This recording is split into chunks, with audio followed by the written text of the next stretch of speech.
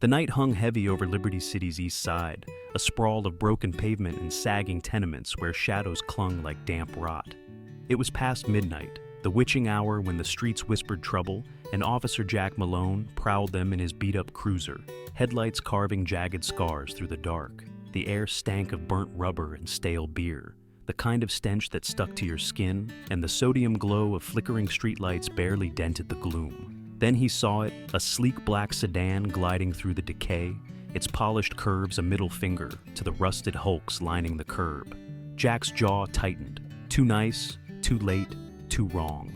He hit the siren, a short guttural blast that shattered the silence, and watched the car pull over like it had nowhere to hide.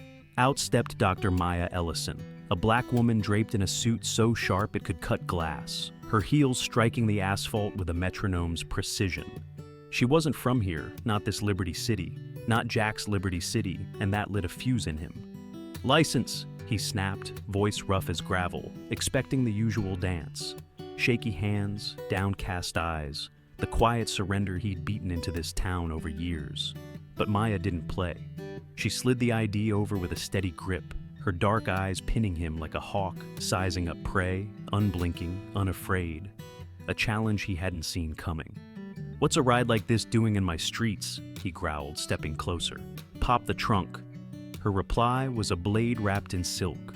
"What's your probable cause?" That was it. A black woman with the gall to look him dead in the eye, to question him. His hand flew, open-palmed, cracking across her cheek with a sound like a gunshot, sharp and final. The red mark flared against her dark skin, a brand he meant to break her with. A ragged crowd night owl stumbling from the bodega's neon glow sucked in a collective breath. Phones snapping up, red lights winking alive. Jack smirked, chest puffed, waiting for her to shrink, to grovel like the rest. But Maya didn't budge. She stood taller, if anything, cheek blazing, eyes ice cold, slicing through his smugness to the hollow core he'd never admit was there. A voice cut the haze. Maya Ellison low, reverent, and Jack's grin faltered, a shiver snaking down his spine. Who the hell was she? He shook it off, chalking it to the buzz of the moment, and grabbed her wrists, wrenching them back with a snarl. Cold steel cuffs bit into her skin, leaving faint red lines. But she didn't cry out, just let out a soft, deliberate exhale, a sound so controlled it hit him harder than any scream. The crowd's murmurs turned to yells, a wave building, and he barked, "Resisting arrest," loud enough for the cameras, painting her the villain in his story. He shoved her toward the cruiser, the dented door creaking as he forced her in, her frame sliding onto the cracked vinyl with a grace that mocked him. The slam of the door rang out, a gavel on his triumph or so, he thought. Phones flashed like a swarm of fireflies, boos and curses chasing him as he circled to the driver's seat, oblivious to the storm he'd just unleashed, a reckoning already rolling toward him on a tide of pixels and rage. Jack Malone gunned the cruiser's engine, tires screeching as he peeled away from the curb, the crowd's boos and flashing phones fading into a dull hum behind him. Liberty City's east side blurred past crumbling brick and neon flickers swallowed by the night, but the weight of what he'd done clung like damp rot in his chest. Dr. Maya Ellison sat cuffed in the back, her silhouette stark against the cracked vinyl, a shadow that didn't belong in his world of busted taillights and petty busts. He adjusted the rearview mirror, half out of habit, half to prove he was still in charge, but her eyes caught his steady, unyielding, boring through the glass like she could see the sweat beading on his neck, the flicker of doubt he'd never copped to. No tears, no pleas, just that damn stillness, a calm so deep it felt like a loaded gun pressed to his spine. He coughed, covering the stutter of his keys, telling himself she was nobody, just some uppity lawyer playing tough, waiting for her one call to a suit who'd bluster and fold. 15 minutes later, the precinct loomed ahead, a squat brick bunker bathed in the sickly glow of sodium lights, its chipped steps a familiar battlefield where Jack had hauled in drunks and dealers 100 times. He yanked Maya out, gripping her elbow tighter than he needed to, her heels clicking against concrete with a precision that grated on him like she was strutting into a courtroom, not a holding cell. The double doors swung open and he shoved her into the lobby, expecting the usual chaos. Desk sergeants barking, phones shrilling, perps slumped in plastic chairs. But the room went graveyard quiet the second they crossed the threshold. Every head snapped up pens froze over forms.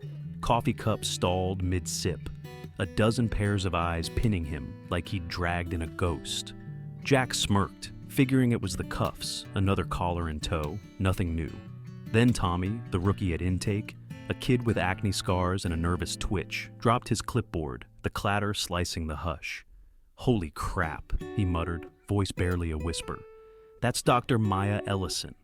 Jack's smirk twitched, the name meaning squat to him, some activist maybe. A loudmouth he'd never bothered to clock. "Process her," he barked, resisting, disorderly, the works. His voice bouncing off the walls, filling the silence with his truth. But Tommy didn't budge, just stared, mouth half open, while an older cop coughed, eyes darting away, and another slipped out back, phone trembling as he dialed. Jack's gut twisted, sharper now, her silence louder than the room's, her posture unbroken, shoulders square, head high, not a speck of defeat. "What's the holdup?" he snapped, but Tommy swallowed hard, shaking his head like he'd seen a nightmare walk in. "You don't get it, man," he whispered. "She's the chief of police." The words hit like a sucker punch, air rushing out of Jack's lungs, knees locking as the room spun. Chief Ellison? No way, not this black woman he'd pegged as prey, not the one who signed his checks, who could end him with a nod. But there she stood, cuffed by his hands, her gaze still drilling into him. And he knew the crowd's whispers, the phones. This hush, it wasn't bluffing. He'd just slapped the one person he couldn't touch, and the storm he'd sparked was about to break wide open. The precinct lobby buzzed with attention so thick it coated the air like diesel fumes. Every officer's gaze darting between Jack Malone and Dr. Maya Ellison, her wrists still locked in his cuffs, her cheek a vivid testament to his slap red against her dark skin, a mark he'd meant to shatter her with. Jack's chest heaved, pulse hammering as Tommy's words, "She's the chief of police," looped in his skull, a broken record he couldn't stop. No way, he thought. Not her, not this black woman he'd sized up as a nobody. Some activist he could shove into line. The double doors banged open, and Captain Henry Brooks stormed in, his broad frame slicing through the frozen crowd, face drained of color, eyes wild with a fury Jack couldn't place not yet. "Uncuff her, Malone, now," Brooks barked, voice cracking like a whip, but Jack bristled, jaw tightening. "She's a suspect," he spat back, planting his boots on the chipped linoleum. "Resisted me. Assaulted an officer, you want to explain that to the brass?" Brooks's eyes narrowed, a vein throbbing in his temple, but before he could fire back, Maya spoke, her voice low, deliberate, cutting through the chaos like a switchblade through leather. "You've dug your grave, Officer Malone." Not a threat, not a plea, just a promise, cold and certain, sinking into his bones like ice water. He scoffed, rolling his eyes, cuffed or not. She couldn't touch him, not really, but the room's stairs burned hotter now, a mix of shock and fear rippling through the cops. Tommy, still clutching his clipboard like a lifeline, muttered, "It's online, man, the slap. It's everywhere." Jack's stomach lurched, his smirk faltering as Brooks shoved a phone in his face, the screen flickering with a 30-second clip, his hand cracking across Maya's cheek, her head snapping sideways, then righting itself, unshaken. The crowd's gasps a soundtrack to his unraveling. "You idiot!" Brooks hissed, scrolling fast, jaw dropping as views ticked into the millions. "City Hall's blowing up my line, uncuff her before you bury us all." Jack's pride flared, hotter than his fear he'd never back down. Not to perps, not to brass, sure as hell not to her. "She provoked me," he barked to the gaggle of officers. "You saw it, right?" But no one nodded, no one met his glare, just shifted feet, eyes dropping, a few slipping phones from pockets, thumbs tapping screens. The desk phones shrilled, one after another, a third, lines lighting up like 4th of July fireworks. "Mayor's office, governor's people, they're all calling," an officer stammered, sweat beading as he fumbled the receiver. Jack's knees buckled for a split second, but he locked them, clinging to the lie she couldn't be that high up, not in Liberty City, where his badge had always silenced questions. Brooks grabbed his arm, yanking him aside, his whisper harsh. "She's Dr. Maya Ellison, chief of police. You slapped the woman who runs this department. You're done." The words smashed through Jack's skull like a brick through glass, and he stumbled back, searching her face for a flinch, anything to prove he still had the edge. But there was nothing, just that steady, unyielding stare as the precinct erupted around him. Officers scrambling, voices overlapping. "Get those cuffs off! Call legal!" A chaos he couldn't outrun. A wildfire he'd sparked with one swing, now roaring beyond his control. Jack Malone stormed out of the precinct lobby as Captain Henry Brooks shoved a crisp suspension order into his chest, the paper crinkling against his uniform, his badge torn off with a swift rip that left a jagged hole in the fabric, a sound that echoed in the chaos like a gunshot. "You're off the force, Malone, effective now," Brooks growled, knuckles white around the pen he'd used to sign the order, in a lightning-fast 5 minutes, a speed that made Jack's head spin. Suspensions usually crawled through red tape, not this guillotine drop. He squared his jaw, forcing a smirk. Temporary, he told himself. He'd weathered worse, talked his way out of tighter jams, but Dr. Maya Ellison stood steps away, wrists free now, the cuffs clattering to the floor after Tommy fumbled them off under Brooks's glare. Her cheek still glowed red from his slap, a stark bloom against her dark skin. But her posture was iron, suit unwrinkled, and her voice sliced through the din, soft and deliberate. "This is just the start, Officer Malone." No anger, no gloating, just a quiet certainty that sank into his bones, making his smirk twitch, though he masked it with a shrug. "Yeah, we'll see," he muttered, shoving past wide-eyed cops, their silence louder than jeers, their phones buzzing with the video he couldn't dodge. He hit the parking lot, the damp night air slapping him with a chill, distant sirens mixing with a new roar, shouts, chants swelling beyond the precinct's chain-link fence. "Justice for Ellison! Racist cop must pay!" Signs bobbed in the dark, a mob forming fast. Jack peeled out in his truck, tires screeching, telling himself it was just noise. Liberty City always blew off steam, then forgot. He made it to his squat duplex on the west side, paint peeling, porch sagging, and locked himself in, flipping on the TV to drown out Maya's words.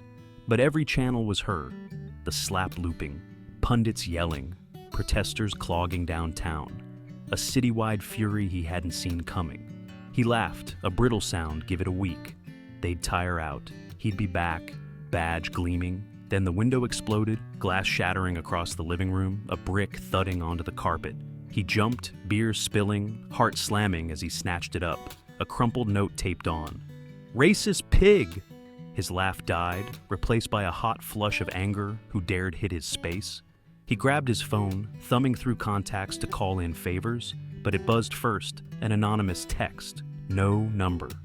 "Your past is catching up." His gut twisted as the news shifted, a breaking headline cutting through. "Officer Malone under investigation." The anchor's voice clipped out an anonymous tip, years of brutality complaints surfacing, names he'd buried, faces he'd forgotten. A black kid roughed up in 2020, a Latino shopkeeper shaken down in 18, all spilling into the light, dragged up by that damn video, by her.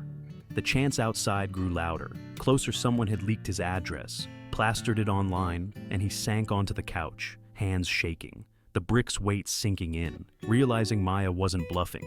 This wasn't a suspension, it was a reckoning, and the city he'd ruled was turning on him, brick by brick, scream by scream. Jack Malone paced the shrinking walls of his duplex. The TV's drone a relentless pulse as the screen flickered with Dr. Maya Ellison's face. Sharp suit, sharper words announcing a full probe into his 10-year career from Liberty City's Oversight Board chambers. "No officer is above accountability," she declared, her voice a steady drumbeat shredding his denial.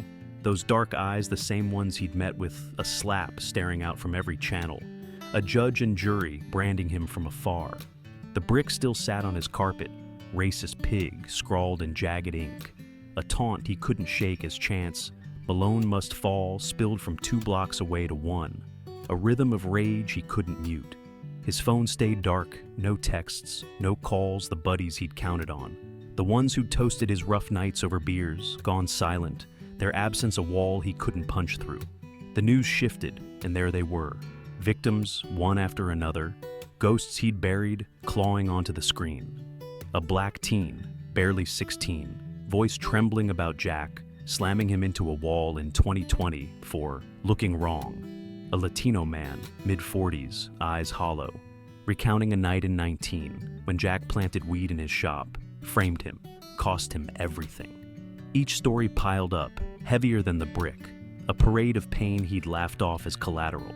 He needed air, needed a move, so he grabbed his keys, slipped out the back under a moonless sky, and drove to the precinct, figuring he'd sneak in, clear his locker, grab his spare gear, anything to feel normal. But the lot crawled with shadows.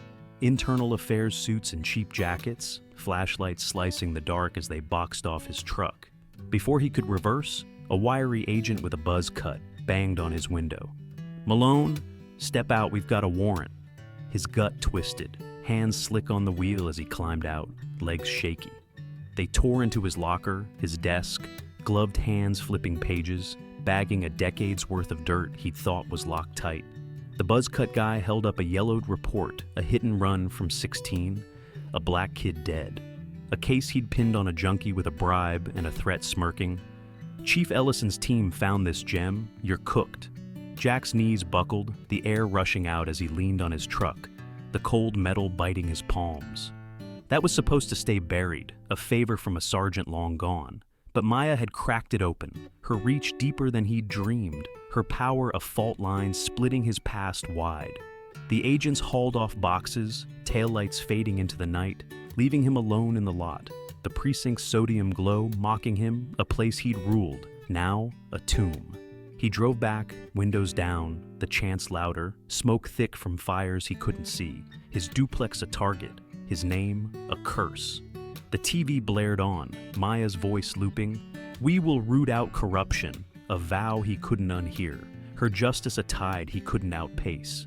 And he sank to the floor, realizing this wasn't just a suspension or a viral clip. It was an excavation, every sin he'd sown dragged into the light, and the next hit was already waiting, sharper than he could fathom. Jack Malone slumped against the peeling walls of his duplex, the TV's flicker casting jagged shadows as Dr. Maya Ellison's voice looped her promise of reform, a relentless hum that drowned out the chants, "Malone must fall," now a block away, their rhythm pulsing through the night. The internal affairs raid still burned in his skull. His locker gutted, that 16 hit-and-run report, a noose tightening around his neck, all unearthed by her, the chief he'd slapped, whose reach stretched further than he'd ever feared. His phone buzzed, a rare lifeline piercing the silence of his ghosted crew, and he snatched it up Eddie Russo, his old partner, a wiry ex-cop with a grin like a switchblade, the one guy who'd buried that hit-and-run with him. "Meet me at the old mill midnight," Eddie rasped. "We'll fix this." Jack's shaking hands steadied. Eddie knew the game, knew how to twist it, and he grabbed his keys, slipping into the dark, the night swallowing him as he floored it to Liberty City's edge, a sprawl of rust and concrete where deals went down. The mill loomed an hour later, a hulking skeleton of brick and steel, windows smashed, weeds choking the lot. Jack pulled in, headlights off, spotting Eddie by a sagging fence, eyes darting, a duffel slung over his shoulder. "You're a lifesaver, man," Jack said, clapping him on the back, relief flooding in. "What's the plan?" Eddie's smile was tight, off, and he muttered, "Just get in your truck, I'll handle it," dropping the bag at Jack's feet, a thud too heavy, too wrong. Before Jack could ask, Eddie melted into the shadows, gone. Frowning, Jack unzipped it. Bricks of cocaine, enough to lock him up for life, and his gut dropped. A setup. Eddie, Judas in a leather jacket, dodging Maya's probe by pinning him as the fall guy. The sky erupted red and blue lights, feds swarming from nowhere, tires screeching, agents in vests yanking him from the cab, cuffs snapping tight. "Jack Malone, you're under arrest drug trafficking," they shouted, and he thrashed, yelling, "It's not mine, it's a frame." But they didn't care, hauling him into a van as cameras flashed, a live feed beaming his humiliation across Liberty City, the ex-cop caught dirty, a headline to bury him deeper. Hours later, he sat in a jail cell, concrete cold against his back, the stink of bleach choking him when the door clanged open. Maya stepped in, suit impeccable, her healed cheek still carrying the slap's weight. She leaned close, voice a whisper. "Confess your crimes, Jack, or this gets worse." an offer laced with steel, her calm a blade at his throat.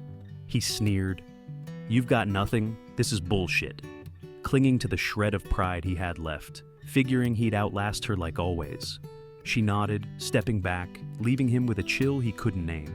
Morning broke, and a slick lawyer, Vince Kessler, sprang him on a bail technicality.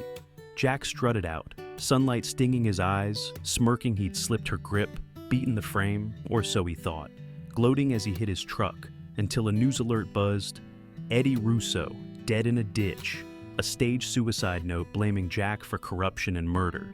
His breath stopped, hands shaking, the lie too neat, the counterpunch too vicious, and he knew Maya had turned his one ally into a ghost, her promise ringing true. It was getting worse, and the next move was hers, deadlier than he could dodge. Jack Malone floored the gas pedal, the truck's engine roaring as gasoline pooled under his boots at the station, his phone clattering to the asphalt. Screen still glowing with Eddie Russo's dead eyes, a staged suicide note pinning him as a murderer, a frame so tight it choked the air from his lungs. The Fed's drug bust and Dr. Maya Ellison's whispered threat, "This gets worse," had turned his brief taste of freedom into a nightmare he couldn't shake. She'd flipped Eddie, his last lifeline, into a corpse, her reach a noose he couldn't slip. And Liberty City wasn't safe, not with feds hunting him. Not with her pulling strings he couldn't cut. He tore past city limits, headlights slicing the dark, knuckles white on the wheel, 2 hours of blind panic until the glow of liberty faded in the rear view.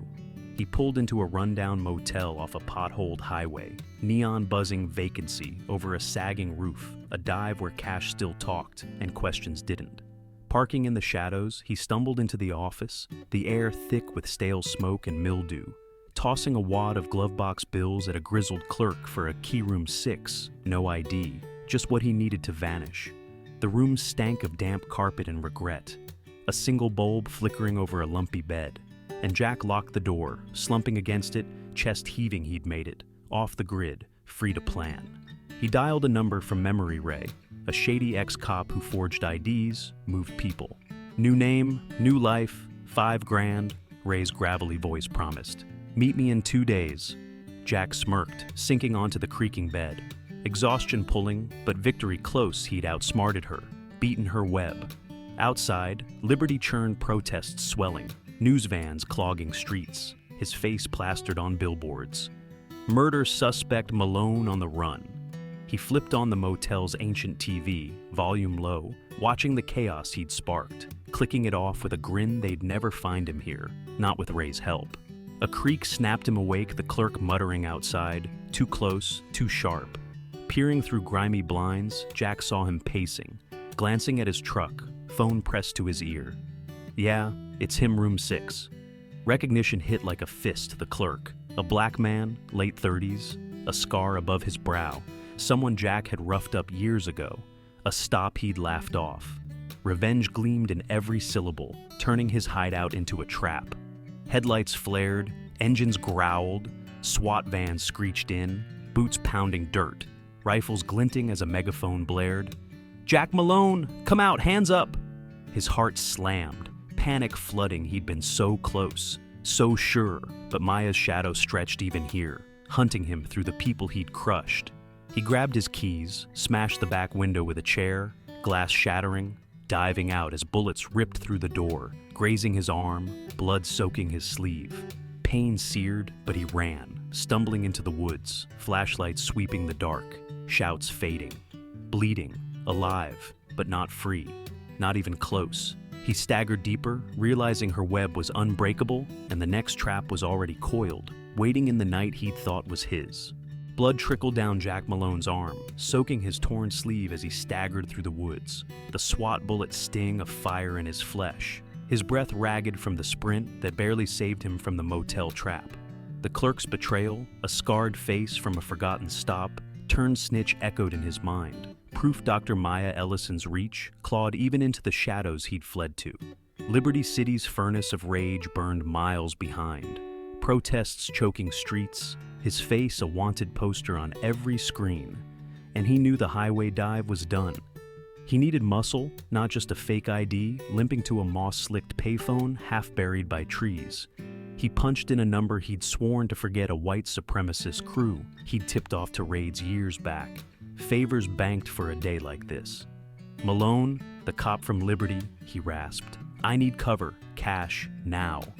The line crackled, then a gruff voice growled, "Old mill off Route 9, safe house will sort you." Hope flickered as he floored his coughing truck, the night blurring past, hate his last shield. The mill loomed an hour later, a crumbling hulk of brick and steel, weeds strangling the lot. Jack climbed out, arm throbbing, forcing a grin as three figures emerged, leather jackets, shaved heads, eyes glinting. "Thanks, boys," he said. "I knew you'd come through." Their smiles were thin, too sharp, and the leader barrel-chested, swastika curling up his neck, clapped his shoulder, too hard. "Inside, Malone, we've got plans," he said, tone a blade in velvet. Unease prickled, but Jack followed, no other play left. Into the mill's damp guts, a cavern lit by a lone lantern. They sat him down, offering a beer he didn't touch, gut screaming something was off. "Feds, that black chief there framing me," he laid out. "I need out." The leader nodded, slow, deliberate. "We've seen the news, cop. You're a lightning rod. We'll protect you." Relief eased his pulse. He'd found allies, real ones, until the leader's grin widened too wide. "Yeah, we get it," he said, "but she paid better." Jack's world tilted, breath catching. No, not them, but the others stood, knuckles cracking, the leader thumbing a phone to a live stream. "Time to teach cops a lesson, Liv." A fist slammed his jaw, stars exploding, blood flooding his mouth as they dragged him down, boots crashing into his ribs, laughter roaring over the phone's tinny speaker. "This is for screwing us, pig!" Maya hadn't just found him, she'd bought him, flipped his hate against him, her money making him the punching bag. The stream rolled, thousands watching, his body a ragdoll, bones cracking, skin splitting until they tossed him out back, a heap in the dirt, alive, barely. He crawled, coughing blood, staggering into the night. Woods giving way to a street, a black neighborhood. Shotgun houses flickering with light. Faces emerged, residents stepping out, eyes narrowing. "That's Malone, the cop from the video," a woman hissed, phone up, a crowd forming. Their anger a wave, he couldn't swim against people he'd terrorized for years, now closing in, ready to finish what the supremacists started. Maya's justice a mirror he couldn't escape, deadlier with every step. The hospital's antiseptic stink clung to Jack Malone as he was wheeled out, ribs taped, arm in a sling, the mobs beating a dull ache under morphine's haze, fists, feet. A broom handle cracking his back, all captured by phones in that black neighborhood where he'd stumbled from the mill's betrayal. Dr. Maya Ellison had watched from her sleek sedan, silent as the crowd repaid years of his brutality, only stepping in with a phone slipped into his limp hand. "Check the news." The real pain hit then, federal hate crime charges filed, her voice on air detailing a decade of targeting black and brown lives, a handoff from mob justice to legal ruin. Weeks later, deputies hauled him into Liberty City's federal courthouse, a towering slab of stone and glass swarmed by cameras, reporters, protesters jamming the steps. Justice now, Malone guilty. A circus he'd sparked, with one slap, one misjudgment of her. The chief he'd thought he could break. He shuffled in, suit wrinkled, hair greasy, a shadow of the cop he'd been. But defiance flickered he'd survived the streets, the supremacists, the mob. He'd survived this. The trial kicked off fast, a media storm packing every seat, eyes boring into him. His lawyer, Vince Kessler, a slick weasel with a fake tan, whispered, "Plead not guilty, spin the slap as heat of the moment, self-defense." Jack smirked faintly, standing tall, not guilty, his voice steady. A lifeline he gripped context was king. He'd play the push-too-far cop, not the racist they screamed he was.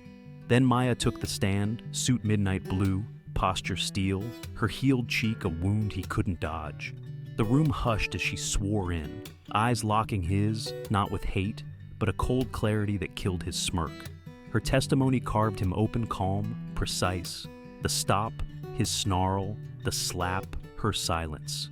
Then videos rolled, not just the viral clip, but precinct cams, dash cams, a decade of footage. Jack slamming a black teen into a hood, cuffing a sobbing Latina woman, each frame a nail, her words a hammer. Witnesses followed the kid from 2020, the shopkeeper from 19, their scars, his signature. Jack squirmed, sweat beading, hissing, "Do something!" But Vince shrugged. Outmatched Maya had proof, stacks of it, complaints he'd buried, all dragged into light by her will. The jury deliberated hours, not days, filing back with stone faces. Guilty assault, hate crimes. His chest caved, expecting a light slap probation, a year tops. But Judge Carla Tate, a black woman mentored by Maya, spoke. 20 years, no parole, her gavel cracking down, a tomb sealing shut. Deputies dragged him out, cameras flashing, the crowd roaring, his world collapsing under a sentence he'd never dreamed. Steel gates clanged behind him at Liberty State Prison. Orange jumpsuit chafing, ribs tender, arms scarred from swats graze. He strutted the tier, chest out ex-cops got respect. He'd rule here until day 2, when inmates ambushed him in the rec room. "You locked me up in 19, one growled, boots stomping, fists pulping, blood pooling as guards turned away, citing Ellison's reforms, no protective custody for dirty cops. Jack grabbed a contraband phone, recording a confession for Vince. The hit and run wasn't mine, a desperate appeal, but Maya's team leaked it, her face on TV announcing the Malone Law, his infamy global, his family disowning him. He broke, sobs racking, her slapped the spark, her justice the fire, burning him to ash as the gang's footsteps echoed closer, her shadow everywhere. The years bled into a gray haze behind Liberty State Penitentiary's walls. Jack Malone, a withered husk of the cop. He'd been scars crisscrossing his skin from shanks and fists. The gang's promise kept through relentless ambushes. His 20-year sentence a gauntlet of pain he'd crawled through day by brutal day. Dr. Maya Ellison's shadow loomed constant her, Malone Law, a chain around his name. His leaked confession a brand that turned every inmate against him. Guards blind to his pleas, since her reform stripped his last shield. 15 years in, a parole board stamped good behavior on his file, a hollow laugh, since it meant cowering, taking it, surviving when he'd craved death, and they cut him loose early, shoving him out the gate with a bus ticket and a warning. Don't come back. At 53, gray-haired and free, he blinked into Liberty City's sun, the air sharp with a freedom he didn't trust Maya still chief, her reforms a wall he couldn't breach. He'd vanish, fade into some nowhere town, her game won, his life ash, or so he planned. Dusk fell as he stepped off the bus, head down, duffel slung over his shoulder, cutting through an alley to a flop house, damp brick walls closing in, boots scuffing puddles, thinking he'd slipped her grip at last. A figure emerged from the dark, tall, broad, a cop's silhouette, baton tapping his palm. Jack froze, instinct flaring not random, not here, and the guy charged, slamming him against the wall, breath hot. "You don't remember me, do you, Malone?" The baton pressed his throat, and Jack squinted, pain sparking a black man, 30s, eyes blazing until he snarled. 15 years ago, you slapped my mom, ruined us I was 12, saw it on the news. Maya's son, Nate Ellison, a cop now, her blood, her fire. I paid, I'm done, Jack rasped, but Nate's laugh was cold. Not to me. The baton cracked his knee, dropping him to the wet pavement, a fist smashing his jaw, blood flooding his mouth. He curled, no fight left, just fear. And there she was, Maya, stepping from the alley's mouth, suit sharp, hair silvered, her presence a thunderclap, watching silent as Nate rained blows, each an echo of that slap, her cheek red in his memory, her eyes unyielding. Why, I served it, he choked, blood bubbling, and she knelt close, voice a whisper. Justice never sleeps, Jack. It cut deeper than the baton she'd waited, let him think he'd escaped, only to strike now, her son's fists her will, her web absolute. Nate stepped back, panting, leaving Jack a heap, breath fading, and Maya stood, gaze steady, no hate, just certainty as his vision dimmed, heart slowing, the alley swallowing him. He knew, dying, she'd won not just the trial, the prison, the law, but this, his last breath her justice, a circle closed. Liberty hailed her a hero, statues rising, his name erased, that slap the spark that birthed her triumph, her whisper the last he heard, her face the last he saw justice delivered, final, forever. Thanks for watching. If you enjoyed this video, don't forget to hit the like button, share your thoughts in the comments, and subscribe to the channel for more stories like this. See you in the next one. If you enjoyed this video, don't forget to hit the like button, share your thoughts in the comments, and subscribe to the channel for more stories like this. See you in the next one.